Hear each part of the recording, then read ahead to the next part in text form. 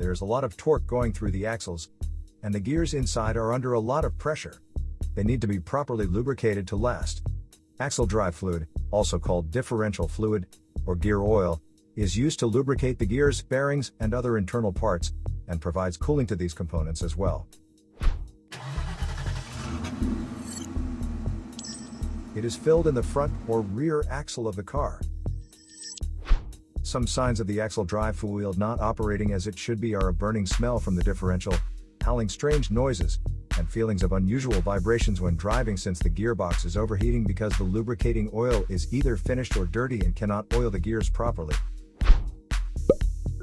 Short distance driving is permitted if you find these symptoms in your car, but your vehicle should be repaired as soon as possible. To save more money on car expenses, claim a free engine code scanner by clicking the link here or at the description link below.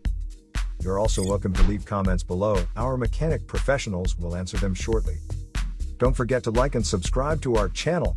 Thanks again for watching this video.